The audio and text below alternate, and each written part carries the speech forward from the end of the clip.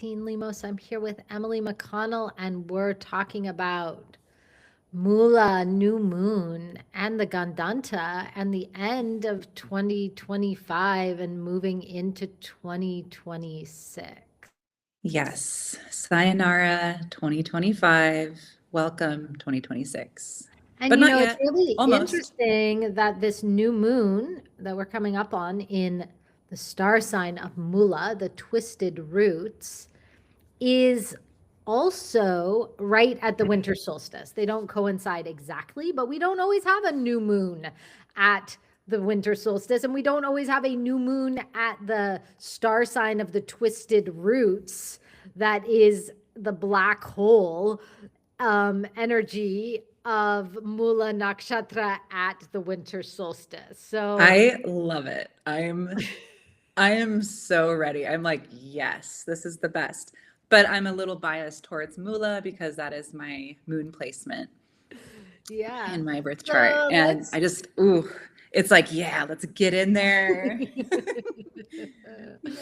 So Mula Nakshatra, it's in Sagittarius. It's right at the meeting on the other side of the meeting of Sagittarius and Scorpio.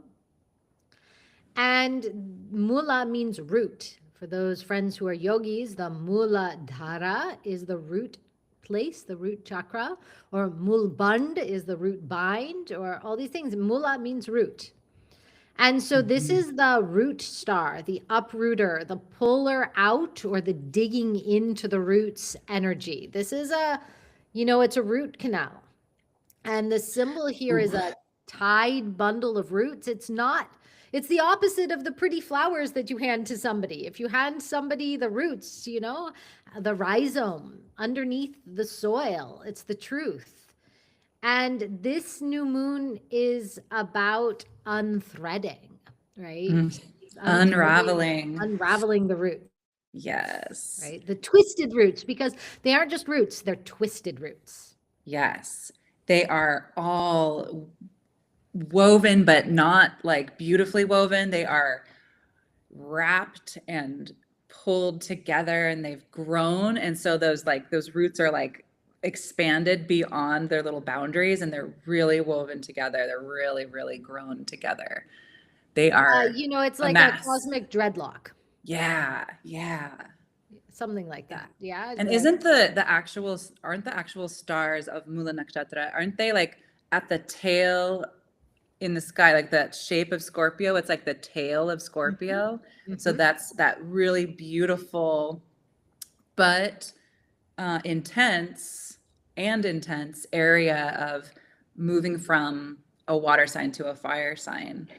Yeah, and this is the Gandanta. And we Hmm. often try and pull out key terms from Ayurveda and Vedic astrology. And Gandanta is the knot of fate or the knot of karma. And we Yes. have three zones that are Gandanta in the zodiac, and these are where water and fire signs abut against each other. So we have Cancer into Leo, Scorpio into Sagittarius, and Pisces into Aries. And these are all Gandanta zones. These are also the water sign. At the end of the water sign is the end of 9 star signs. So we have 3 sets of 9 star signs in repetition around the zodiac, making 27 nakshatras, 27 star signs. And so where Cancer ends is the end of a nakshatra, a complete end of a set of 9. And then we start again with another set of 9 in Leo, similarly with Scorpio and Sagittarius. And every set of 9 nakshatras starts with a star sign that's ruled over by the planet Ketu, or the shadow planet Ketu. Ketu is a body with no head. It is the mystic. It is the off with the head energy. It can be very spaced out, very bizarre, very strange, and unusual energy. And so Mula, being the first star sign in a set of 9, the third set of 9 is also ruled over by Ketu. This, past life karma Hmm. and disenchantment, the things that we are disenchanted, or Right. Like those things that we're just like not concerned with. It's like, Yeah, detached rather than not attached. It's like detached. exactly. Yeah. Right. And so this is also like, this is detachment as we come into this new moon in Mula Nakshatra with the winter solstice and the turning over of the year from 2025 to 2026. So we might just be, this is like, A little weird. it's like Little old weird. contracts dissolving and we don't Yeah. negotiate, we just leave, we exit. Yeah. You know what the energy that I've been feeling a lot is just like it's unclear the path that's coming up. I have like a very foggy and unclear vision of the future. And normally I'm kind of always coming up with like, oh, it's the stories of like this or that, right? What direction can we go? And it feels very directionless right now because it's just a little weird. The energy is a little weird. Things are unraveling externally, internally, and as always, there are ways to work with that with embodiment practices and getting really into your own body to really connect with the process, the unraveling process. And it's been interesting. Yeah, like Gandantas are an umbilical cord moment. It's like karmic rebirth portal. And we might experience emotional flooding or existential clarity.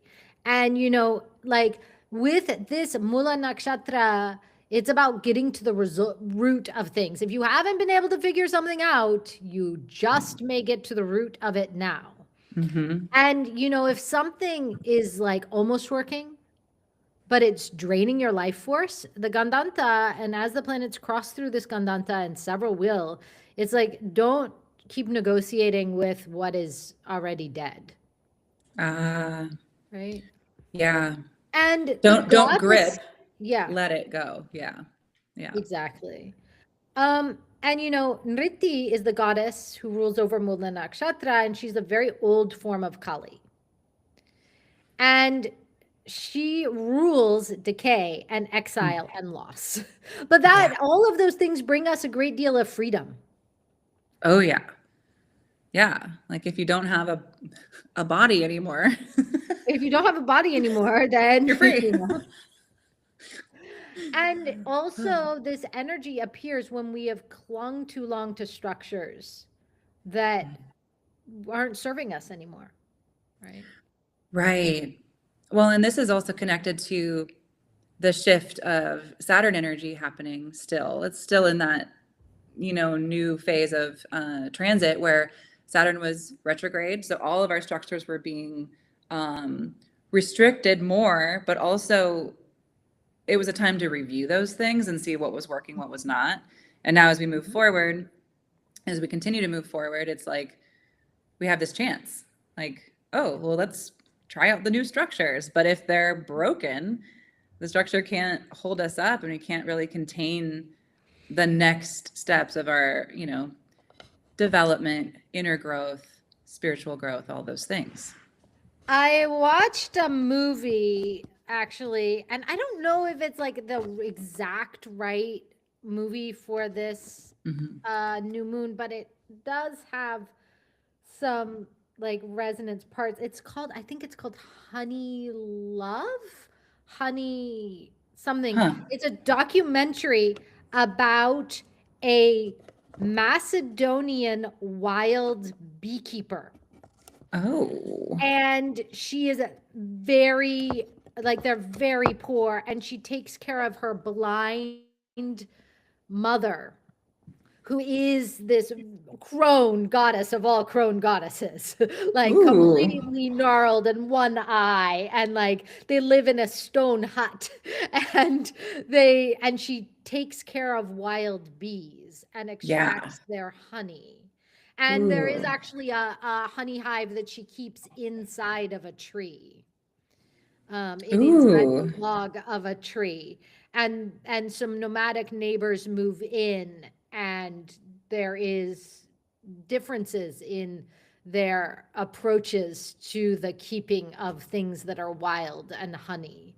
like. Mm. And so I'm not exactly sure if that's exactly the right movie pick, but it's something that I've like it. This movie is very beautiful and very strange K2 energy and Yeah. very haunting energy. And Ooh. K2 and Rahu, K2 is dogs, Rahu is cats.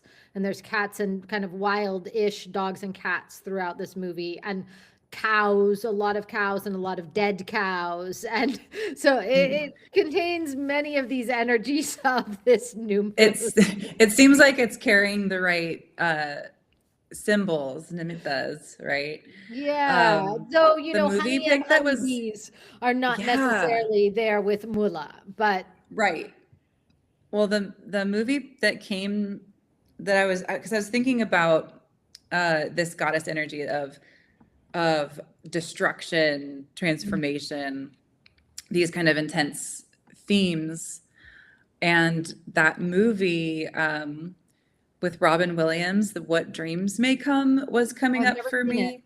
I saw it a very, very long time ago, but some of the images that stuck with me to this day, I mean, I literally probably watched it 20 years ago. But it's a journey story where they're going down into the depths, like literally through the depths of hell to make their way back to then find out that, it involves a lot of loss. It involves a lot of like death, destruction, transformation. So these are the themes that I was like, whoa.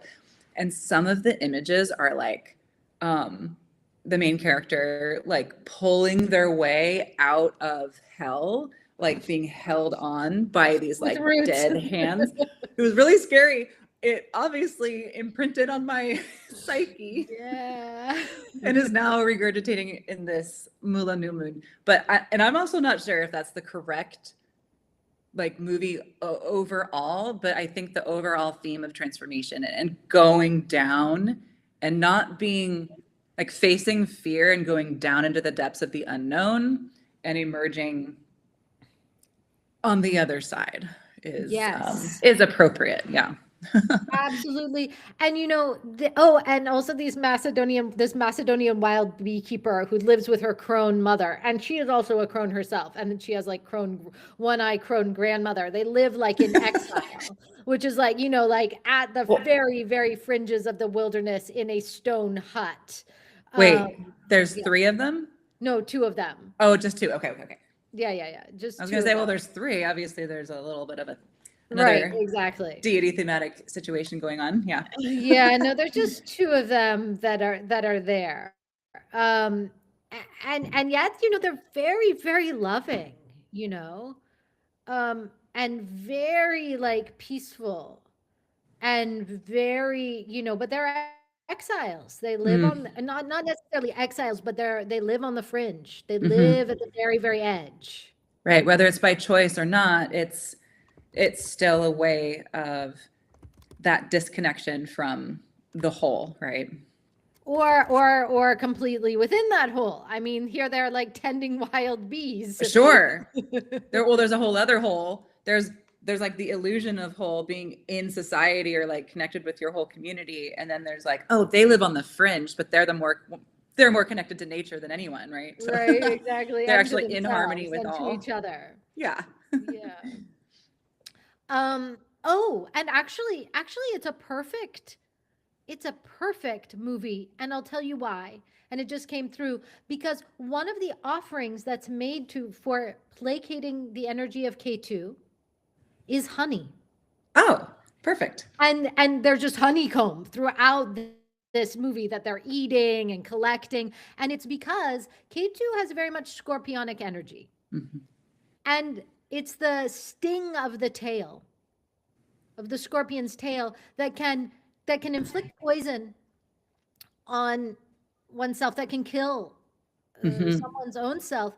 But that sweetness, that honey, placates that energy. And so if you have K2 placement in your chart that needs attention or needs energy, or you want to placate energy of K2 in any way, making offerings of honey, eating honey, taking honey is this really powerful remedy. So actually, I am exactly right with this movie. You are correct.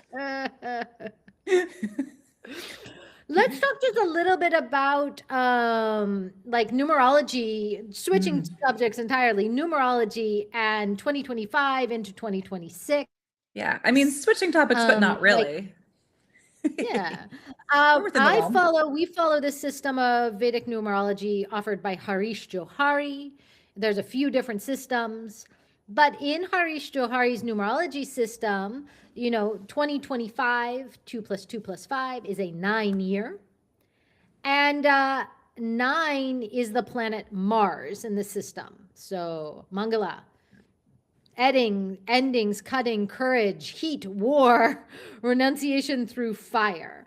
Like even that sting of the tail that you were talking about, it's that same kind of, it's K2, but K2 and Mars are very similar in their effect, right? Yes, they're very, very similar in their effect, and K2 can create that extreme heat of Mars. And so Johari gives us 9 as the number of death before rebirth. It's the last of the single digits. Yeah.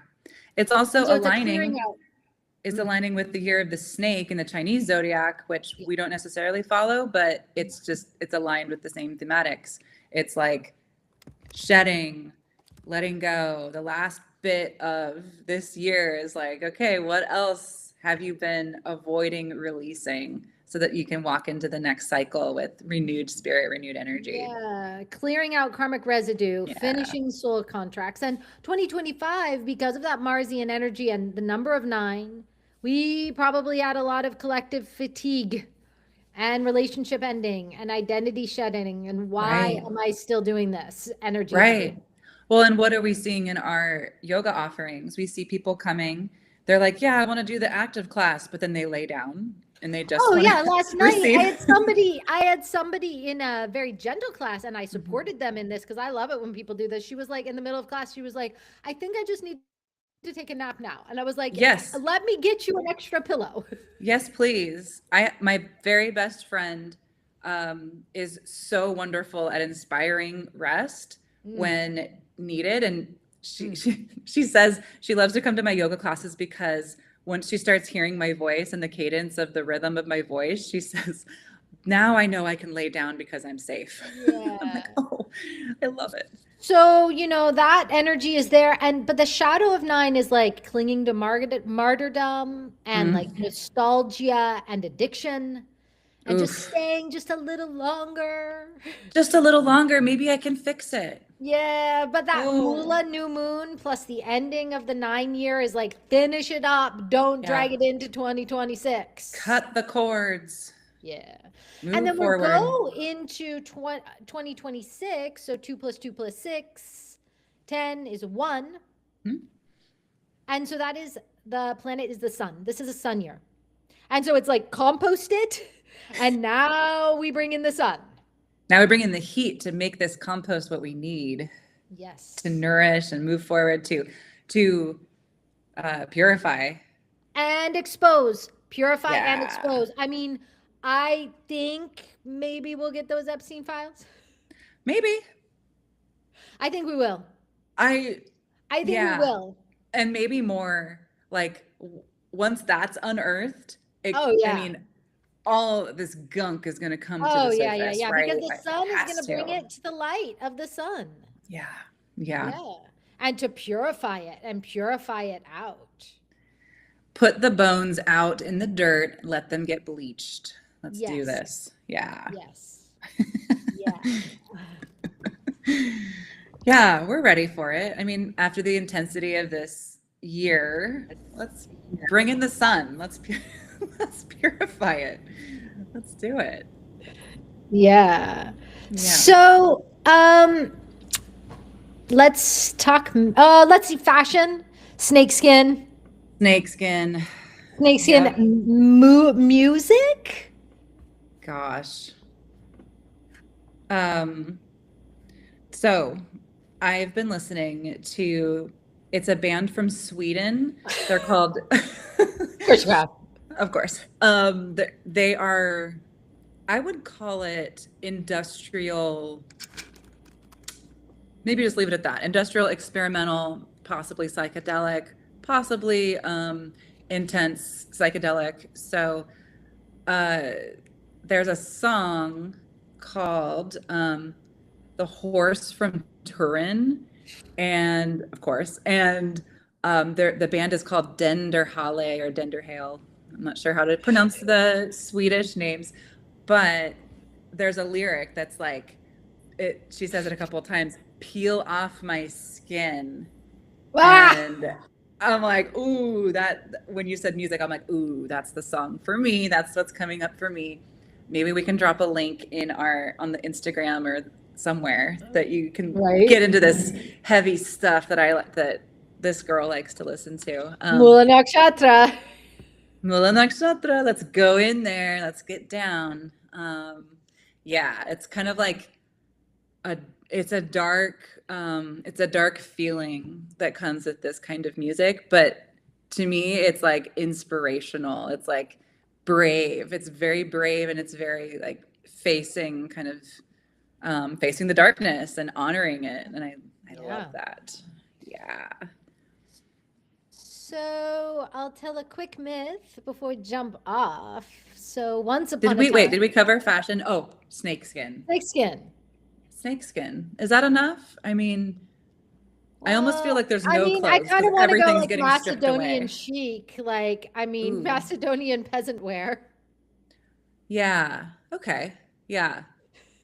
I was getting the vibe of like, we're just shedding everything. We're disrobing and walking into the fire, but okay. Oh, I like that. I mean, it's definitely witch garb. Witch garb. Chatra, like Jesta into Mula is like the witches are making their brew down there. Yeah. Toadstools and claws. The hair is unbrushed. There is lots of twisted, matted locks. Lots of knots. There's tree matter, possibly. It's really interesting in this movie also, like she like the one thing that she does in her little hut is she dyes her hair. Like she goes to the market, like the outdoor market, and trades her honey and gets hair dye. Transformation. Yeah, it's so fascinating. I'll have to look this up after we're done here. Yeah, it made an imprint on me. I'm still kind of working it through. Yeah, that's a process. It's a process. Yeah. So once upon a time, long, long ago, and far, far away, in the early days, the universe was held together by Rita, by right order and right timing and truth. And the rulers all kept their vows, and rituals were alive, and the world was very fertile. But then order continues in form, but not in truth. And, like this is when the throne is still occupied and the ritual is still performed, but there's no soul.